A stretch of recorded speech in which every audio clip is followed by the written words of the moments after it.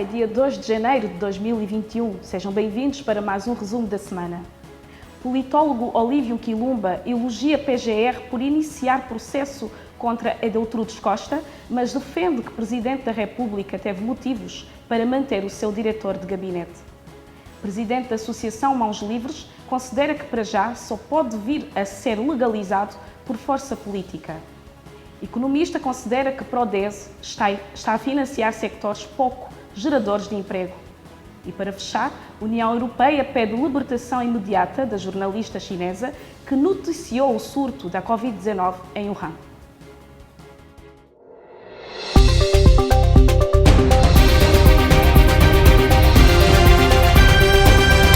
Síntese informativa na Camunda News.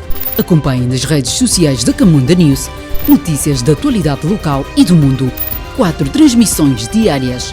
Camunda News. Informação atualizada e cidadania.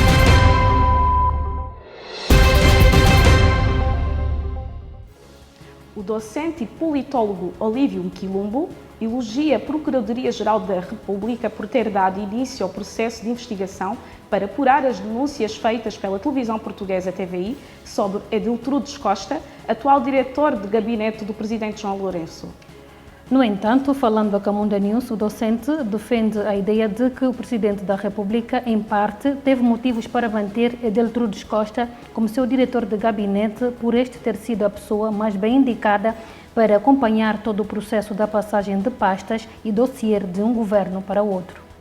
Acho que ao longo desse ano, e no final, sobretudo, houve muita pressão sobre o assunto de Edeltrudes Costa. Eu, inclusive, fui uma pessoa que falei muito sobre esse assunto e achei que, em parte, o Presidente da República tem 1001 motivos para manter essa pessoa próxima de si, porque sabemos que a sucessão de pastas de mandato, a sucessão de pastas entre Eduardo dos Santos, que teve 38 anos de governo, e João Lourenço, durou apenas 30 minutos. Quem governa 38 anos passa ao novo presidente as pastas dos dossiês diversos, complexos e bicudos do país em 30 minutos.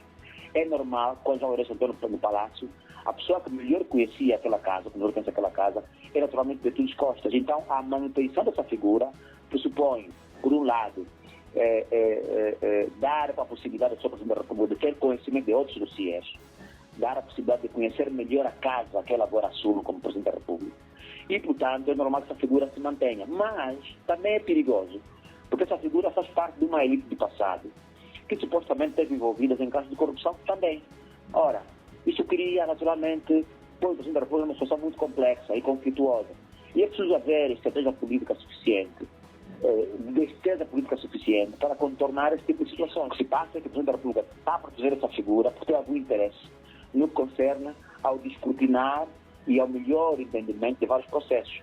Mas essa figura precisa ser o seu olho mais fraco, porque essa figura representa também interesses do passado, ok? E isto naturalmente cria uma situação complexa para quem governa e, portanto, a PGR, ao agir agora, portanto, está a agir como mandam as regras, embora tarde, mas também temos que perceber que são muitos processos, é muita corrupção, é muito indivíduo supostamente envolvido em corrupção e que exige a PGR dinâmicas astronômicas. E a PGR assumiu publicamente, num livro do seu plano estratégico, que tem dificuldades de várias ordens para combater a corrupção.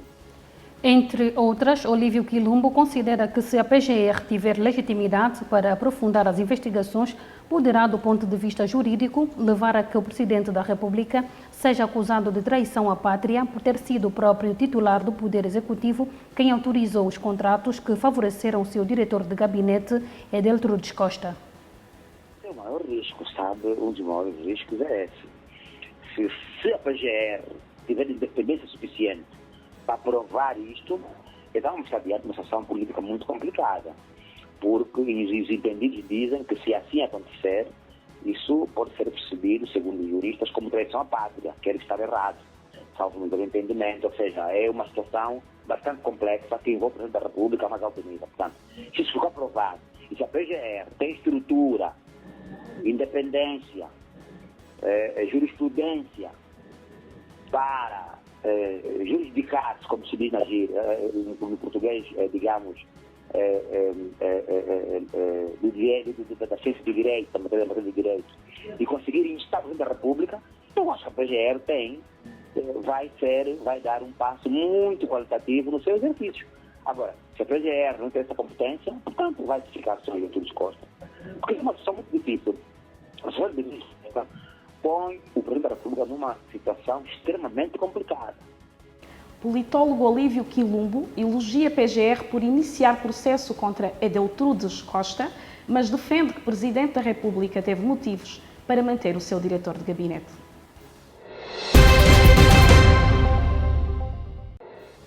O advogado e presidente da Associação Mãos Livres, Salvador Freire, considera que juridicamente não é possível que o projeto político para já servir Angola, liderado por Abel Vucu-Vucu, possa ainda vir a ser reconhecido pelo Tribunal Constitucional.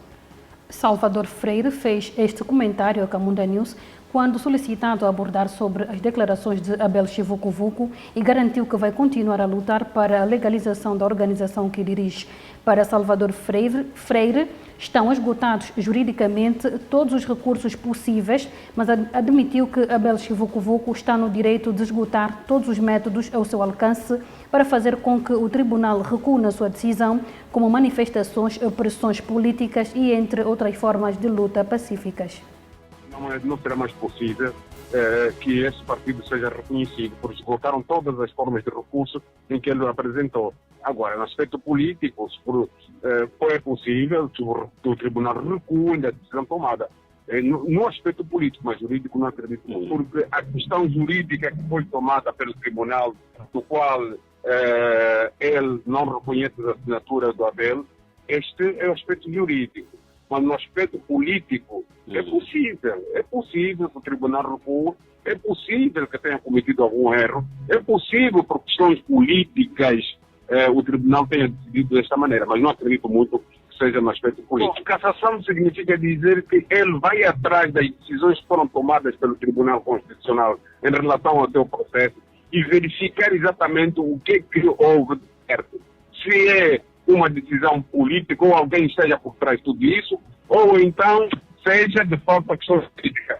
É o aspecto que considero que o Abel pretende falar sobre na Constituição do seu partido.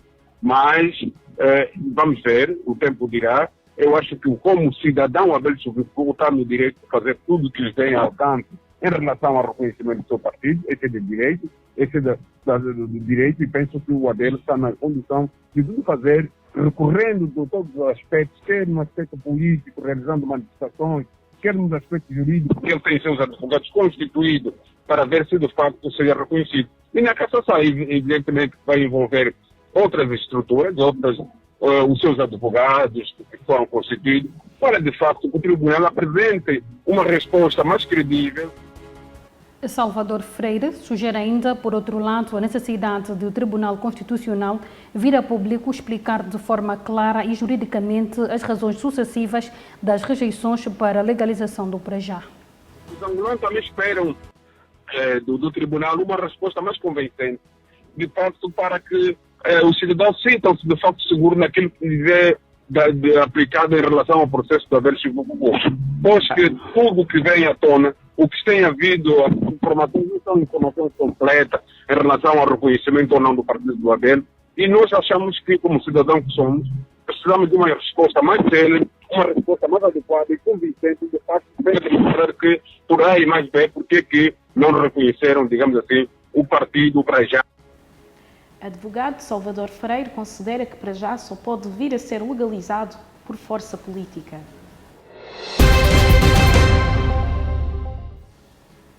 O economista e fiscalista Augusto Fernandes considera ínfimo os cerca de 54 mil postos de trabalho criados no âmbito do PRODES, Programa de Apoio à Produção, Diversificação de Exportações e Substituição de Importações, programa que concedeu durante o ano 727 mil milhões de kwanzas às empresas por exigências do Banco Nacional de Angola.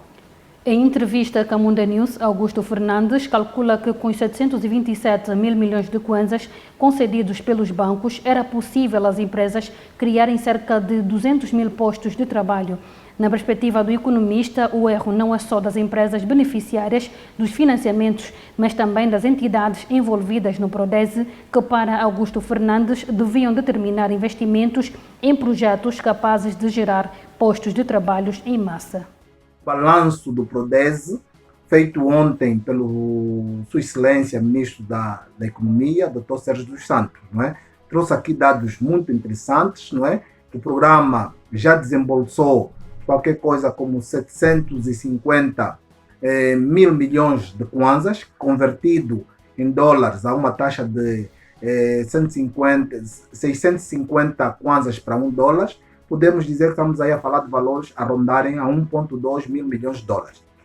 No entanto, o programa com este valor disponibilizado, 1,2 mil milhões de dólares, conseguiu gerar 54 mil postos de empregos novos, não é? Estamos aqui em dados muito bons, não é? Aqui a combinação entre a empregabilidade e o investimento. À medida que se vai fazendo investimento, se calhar é bom que a empregabilidade vai subindo, não é? Também o relatório traz outros dados interessantes, que é o aviso 10 do BNA, que impulsionou muitos bancos a aderirem, mas também, como sabemos, alguns bancos não aderiram ao aviso 10 e preferiram as multas do que financiarem projetos com muito risco. Então, aqui há duas questões fundamentais que podemos levantar. A primeira delas tem que ver que é muito valor disponibilizado para poucos postos de empregos gerados. Com 1,2 mil bilhões de dólares, se calhar podia-se gerar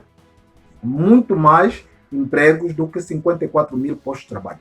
Sem medo de errar, podíamos ter gerado, à vontadinha, valores muito próximos dos 200 mil postos de trabalho. O que quer dizer que está-se, de facto, a financiar atividades pouco geradoras de postos de trabalho. Nós temos que tentar ir encontrar aquelas atividades que sejam, de facto, empregadoras em massa, não é? Financiar atividades que consigam gerar maior quantidade de postos de emprego necessário. Como sabes, por exemplo, pegar 100 mil dólares e emprestar a um banco, se calhar não gera nenhum posto de emprego. Mas se eu pegar o mesmo 100 mil dólares e investir numa padaria, se calhar gera aí 15 postos de emprego. Mas se eu pegar o mesmo 100 mil dólares e investir numa atividade agrária, da agricultura, se calhar vai gerar mais postos de emprego.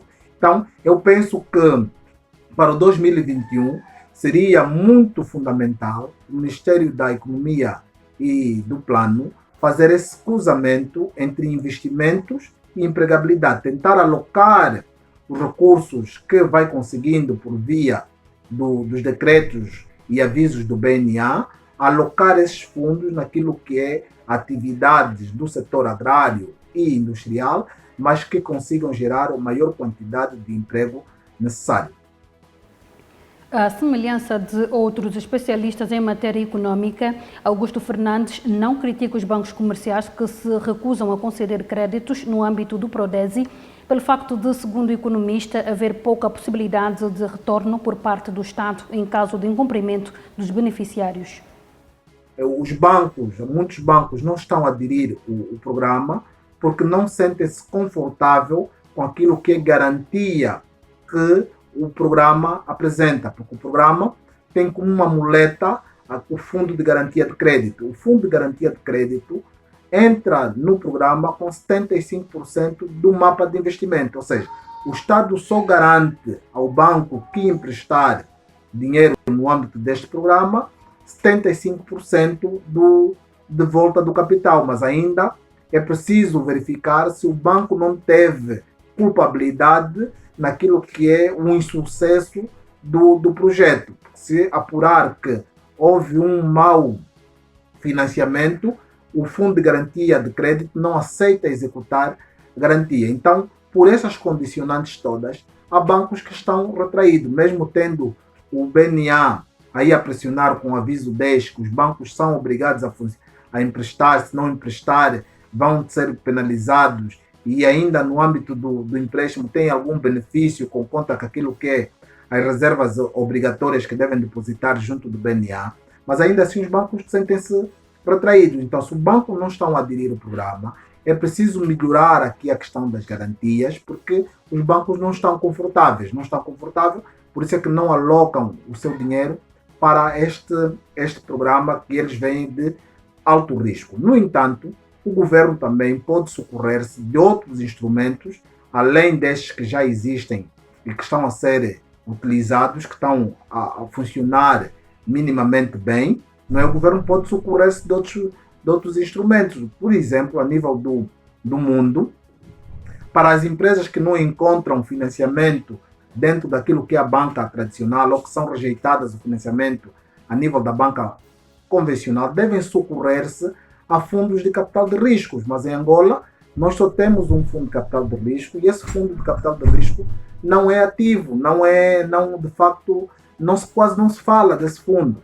Falamos agora dele para a questão da distribuição das 500 viaturas que se vai apoiar a atividade de transportação no setor agrário, mas deve-se esperar mais desse fundo. Esse fundo tem que ser, porque esse fundo, um fundo de capital de riscos, deve ter capacidade de apoiar, realizar mapas de investimento, de transferir conhecimento para as empresas, de transferir experiência para as empresas, que são pilares que a banca convencional não consegue transmitir. Como o nome diz, fundos de capital de risco. Podíamos ter também em Angola os fundos privados, os fundos de família, que podiam estar todos eles voltados a aplicarem dinheiro para o setor primário e secundário da economia. Economista considera que Prodese está a financiar sectores pouco geradores de emprego. E para fechar o nosso resumo da semana, a União Europeia exigiu a libertação imediata da jornalista chinesa Zhang Zhan, que está detida em Pequim por ter produzido uma matéria sobre o início do surto da Covid-19 em Wuhan, na China. Entre outras, o porta-voz do alto representante da União Europeia para a Política Externa, Josep Borrell, denuncia que as restrições à liberdade de expressão, acesso à informação, intimidação e vigilância de jornalistas, assim como detenções, julgamentos e condenações de defensores dos direitos humanos na China, estão a crescer e continuam, segundo o porta-voz do alto representante da União Europeia para a Política Externa, a ser fonte de grande preocupação para a União Europeia. A jornalista cuja libertação também já foi exigida pela ONU, foi condenada por um tribunal de Xangai a 4 anos de prisão por alegadamente causar distúrbios e provocar problemas. De acordo com as informações vindas da China, a quando de sua detenção, a jornalista foi duramente torturada, o que terá provocado graves problemas de saúde à referida profissional de comunicação social. De recordar que a jornalista Zhang Zhan viajou para Wuhan em fevereiro do ano passado para reportar sobre o surto da Covid-19 e a sua subsequente campanha de prevenção contra a doença e tratamento dos pacientes, mas desapareceu em maio, sendo mais tarde revelado que terá sido detida pela polícia em Xangai, no leste da China. E assim termina o nosso resumo da semana, continuação de um ótimo sábado. Que o ano de 2021 seja diferente. Boa tarde.